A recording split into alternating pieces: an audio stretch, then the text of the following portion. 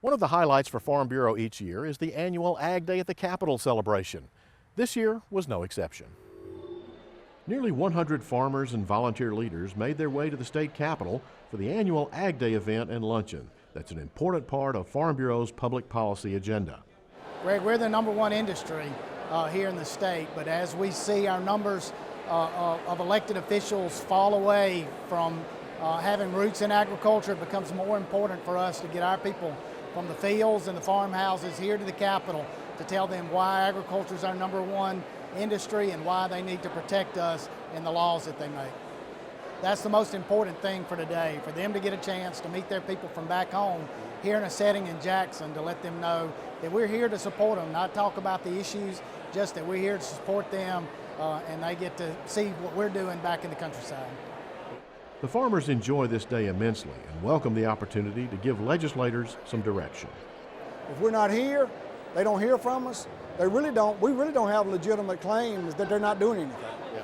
So I think it's important that we be here, they see our faces, get to know who we are, and in that way, when we do call for some advice from them or to give them some advice on a particular bill, they know who we are. From the Capitol, the group walked across the street to host the legislators at a luncheon. It was standing room only as Farm Bureau members got to break bread with their elected officials. Speaker of the House, Phillip Gunn, was the featured speaker. He discussed 3 areas of importance to the farmers in attendance: infrastructure, animal cruelty, and ag funding for the land-grant institutions. We have passed a bond bill last week to put $50 million toward roads, bridges. That is one measure that we have taken to try to put some money, devote some money to the immediate need of addressing roads and bridges. Another thing that I have done is I have met with MDOT, and I have challenged them to find us savings.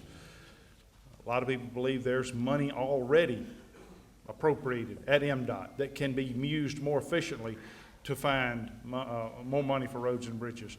They have presented me with what they propose to be $50 million in savings. I have yet to go over that document, but it is sitting on my desk. And there's a big push out there for doing something about animal cruelty.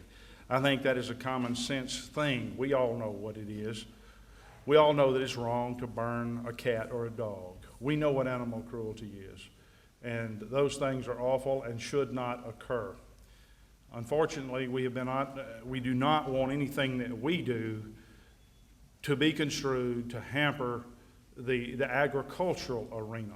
And so we have been standing in the gap, trying to make sure, trying to prevent anything that comes across in the way of an animal cruelty bill from adversely impacting the agricultural industry. And I want to assure you that we're going to continue to make sure that you're able to go about doing what you do, and that any animal cruelty law that is passed will not adversely impact you.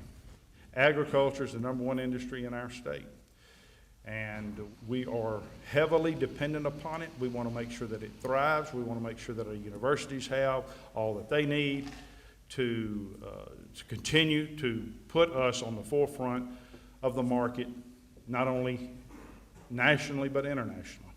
So you can be assured that we're going to make sure that everything we do continues to help Mississippi State and Alcorn to continue the mission that they have. The personal relationships that are formed or furthered at events like this always seem to pay dividends in the long run.